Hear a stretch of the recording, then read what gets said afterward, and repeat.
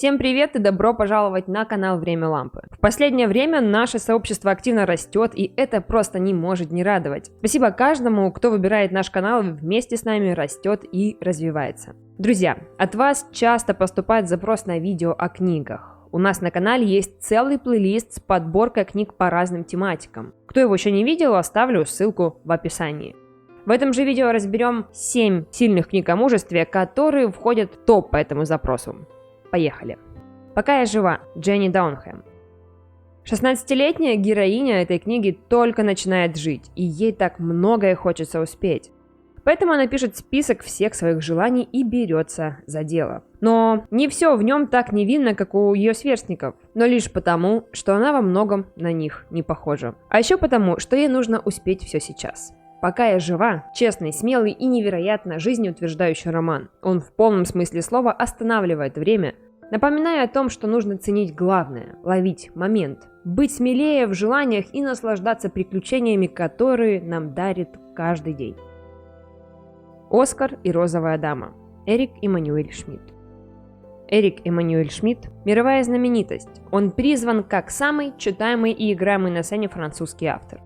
Это молодой, блестящий и вместе с тем глубокий писатель, которого волнуют фундаментальные вопросы морали и смысла жизни, темы смерти, религии. В каждой из книг, входящей по его замыслу в цикл незримого, раскрывается тема отношения человека к одной из мировых религий – христианству, мусульманству и иудаизму. Критика и публика сходятся на том, что перед нами тот редчайший случай, когда ни один читатель не может остаться равнодушным. «Спеши любить» Николас Спаркс. Тихий городок Бофор. Каждый год Лэндон Картер приезжает сюда, чтобы вспомнить историю своей первой любви. Историю страсти и нежности, много лет назад связавшей его, парня из богатой семьи, и Джейми Салливан, скромную дочь местного пастора. Историю радости и грусти, счастья и боли. Историю чувства, которые человеку доводится испытывать лишь раз в жизни и запомнить навсегда. «Ночь в Лиссабоне» Эрих Мария Ремарк.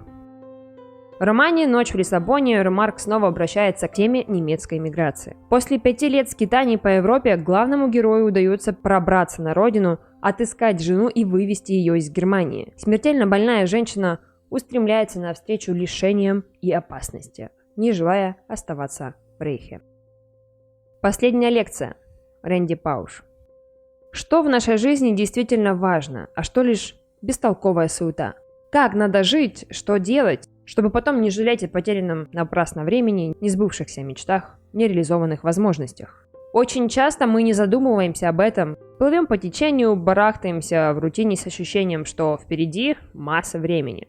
Но иногда условия игры резко меняются. Рэнди Пауш написал последнюю лекцию, когда узнал, что жить ему осталось несколько месяцев. И она в считанные дни стала национальным бестселлером, перевернув сознание миллионов читателей. Эта книга – его послание детям, друзьям и близким, ученикам и коллегам, всем нам. Это рассказ о том, как надо жить, как ценить каждое мгновение, как трепетно относиться к детским мечтам, как жить так, чтобы не терять ни секунды драгоценного времени. Это не книга-биография, не книга нравоучения.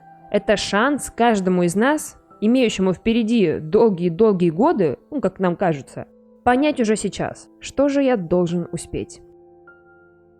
Человек, который принял жену за шляпу. Оливер Сакс.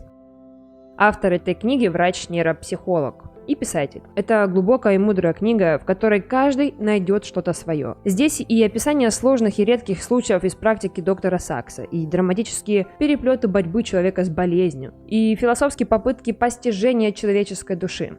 Какова природа болезни? Что делает она с психикой? Всегда ли она ее ломает, или же порой переносит нечто новое и даже позитивное? Удивительные истории Оливера Сакса парадоксальным образом способствуют душевному здоровью. Хрупкая душа. Джоди Пикл. Нельзя прожить жизнь без потрясений, но некоторые потрясения невозможно пережить. Когда Уиллоу родилась, врачи сказали, что с каждым годом она будет испытывать все больше боли. Ее кости будут ломаться сотни раз. Мать подает в суд на медиков, не предупредивших ее о болезни будущего ребенка.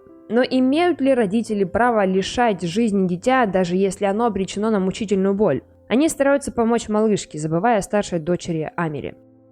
А та пытается покончить с собой, чтобы привлечь к себе внимание. Уиллоу мечтает покататься на коньках и однажды делает роковой шаг на манящий лед.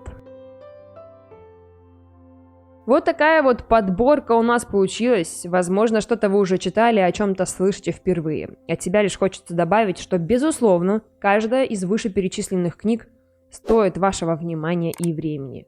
На этом наше видео подходит к концу. Ставьте лайк, подписывайтесь на канал. Впереди вас ждет еще масса полезной информации. Всем пока!